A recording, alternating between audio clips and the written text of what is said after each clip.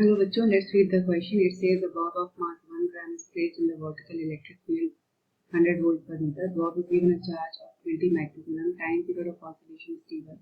Now the same bob is supplied a charge of minus 40 microcoulomb. The time period changes to T2 into T1 upon T2 is. So time period changes to T2. So हमें T1 upon T2 का ratio calculate करना है. ठीक है. Question में कहा गया है कि एक बॉब है जिसका मास में दिया हुआ है, उसको वर्टिकल इलेक्ट्रिक फील्ड में रखा गया है जो कि 100 वोल्ट पर मीटर है. बॉब को 20 माइक्रोकूलम का चार्ज देते हैं पहले और उसका time period of oscillation T1 calculate करेंगे. फिर उसी बॉब को माइनस 40 माइक्रोकूलम का चार्ज देंगे और फिर T2 टाइम पीरियड कैलकुलेट करेंगे. फिर दोनों का रेशियो ले लेंगे. तो यहाँ की कॉन्सेप्ट है जो आपको पता होना चाहिए. पहली चीज है कि टाइम पीरियड ऑफ सिंपल और टाइम पीरियड ऑफ बॉब और पेंडुलम. तो टाइम पीरियड यहाँ पे क्या होगा, t is equal to 2 pi root L upon g. यहाँ एल क्या है, लेंथ है स्ट्रिंग की लेंथ, और जी है एक्सेलरेशन ड्यू टू ग्रेविटी. तो टाइम पीरियड बेसिकली क्या होता है, लेट्स से ये पॉइंट है 6 पॉइंट, यहाँ से हमने स्ट्रिंग के हेल्प से एक बॉब को टाई किया हुआ है और एक पर्टिकुलर एंगल पे हम क्या करते हैं, ऑसिलेशन को शुरू करते हैं. तो टाइम पीरियड क्या होगा, पर एक पॉइंट से शुरू करने के बाद दोबारा से एक पॉइंट पर आना 1 टाइम पीरियड होगा और this is time period 1 frequency. ठीक है. तो ये टाइम पीरियड का फॉर्मूला है. अब दूसरा कॉन्सेप्ट जो आपको पता होना चाहिए वो ये है कि इलेक्ट्रोस्टैटिक फोर्स क्या होता है. लेट्स से किसी इलेक्ट्रिक फील्ड में वर्टिकली अपवर्ड डायरेक्शन में कोई इलेक्ट्रिक फील्ड है और उसमें चार्ज Q को रख दिया है, तो ये एक्सेलरेट करेगा in the direction of electric field. ठीक है, अगर ये पॉजिटिव है तो, क्योंकि इलेक्ट्रिक फील्ड कहाँ से जनरेट होंगी, पॉजिटिव से. कहाँ जाएंगी, नेगेटिव से. सो जो पॉजिटिव चार्ज होगा वो अपवर्ड डायरेक्शन में एक्सेलरेट करेगा, वेयर जो नेगेटिव चार्ज होगा वो डाउनवर्ड डायरेक्शन में एक्सेलरेट करेगा. तो इसका जो एक्सेलरेशन होगा उसे हम कैलकुलेट कर सकते हैं. F is equal to Q is equal to M A. तो A is equal to Q E upon M. तो ये एक्सेलरेशन होगा चार्ज पार्टिकल का इन इलेक्ट्रिक फील्ड. सो अब क्वेश्चन को शुरू करते हैं. सबसे पहले हम पहला केस लेते हैं.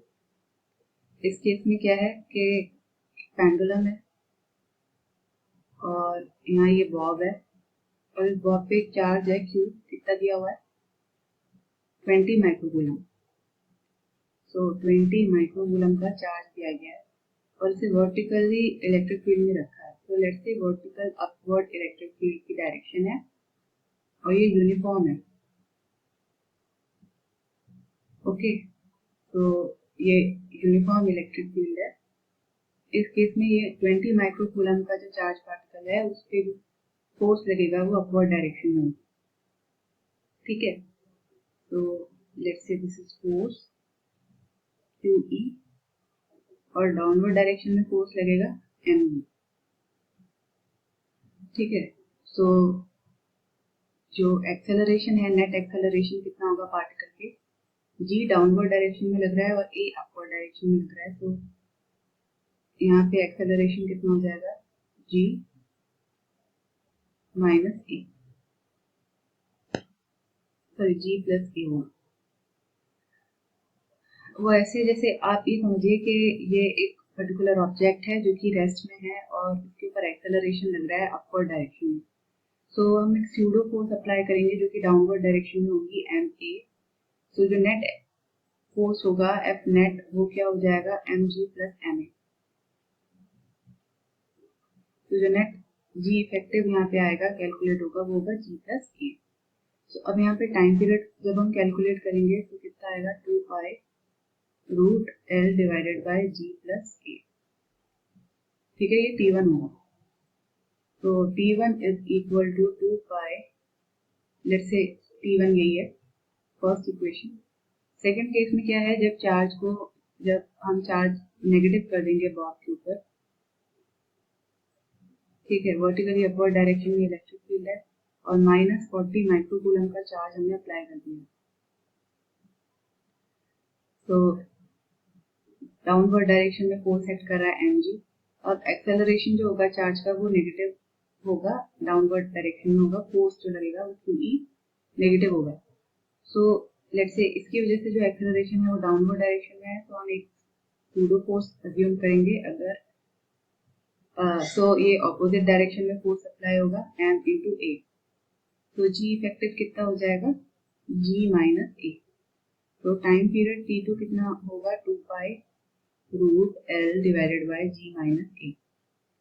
तो यहाँ पे अगर हम रेशियो कैलकुलेट करते हैं t1 अपॉन t2, इसकी वैल्यू क्या आएगी, 2 pi root l divided by g minus a divided by g plus a divided by 2 pi root l divided by g minus a।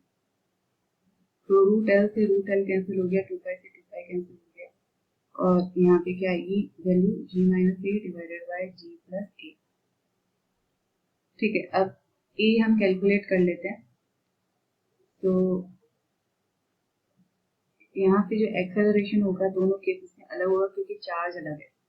ठीक है, जैसे t2 के केस में एक्सेलरेशन e2 हो रहा है और t1 के केस में एक्सेलरेशन a1 हो रहा है। ठीक है, तो ये a1 और a2 से रिप्लेस हो जाए। तो सबसे पहले a1 कैलकुलेट करते हैं, जो कि होगा QE1 अपॉन m। सो यहाँ पे चार्ज है 20 माइक्रोकूलम, तो 20 into 10 to the power -6। Electric field जो है वो कितना है, इलेक्ट्रिक फील्ड है 100 वोल्ट पर मीटर, और मास दिया हुआ है 1 ग्राम, तो 10 to the power -3 kg। So यहाँ से कितना आएगी value, 20 into 10 to the power -6 into 10 to the power 2 into 10 to the power 3, तो ये हो जाएगा 2 into 10 to the power -5 into 10 to the power +5। तो एक्सेलरेशन a1 हो जाएगा 2 मीटर पर सेकेंड स्क्वायर। इसी तरीके से a2 is equal to QE2, यहाँ Q1 कर दीजिए, चार्ज अलग अलग है, Q2 E2 upon m is equal to, Q2 charge कितना दिया गया है, -40 माइक्रोकूलम, तो -40 into 10 to the power -6, E2 is 100, electric field is same, so keep it even, then m is 10 to the power -3, so A2 की value क्या आ जाएगी, -4 into 10 to the power -5 into 10 to the power +5, तो ये हो जाएगा -4 metre पर second square. तो ऑलरेडी हमने एक्सेलरेशन की डायरेक्शन टाइम पीरियड में कंसिडर कर ली है, तो A2 को हम मैग्नीट्यूड वाइज देखें तो 4 मीटर पर सेकेंड स्क्वायर होगा। तो ये वैल्यू आई सेकेंड। ठीक है, तो ये एक्सेलरेशन a1 है, ये एक्सेलरेशन a2 है, इसे हम अप्लाई करते हैं। तो t2 upon t1 equal to root g minus a1 divided by root g plus a1, तो g minus a1 divided by g plus a2। तो यहाँ आएगा 10 माइनस a1 की वैल्यू आई है 2 मीटर पर second, 2 divided by g plus 4। Okay, तो ये value आ जाएगी रूट 8 अपॉन 14।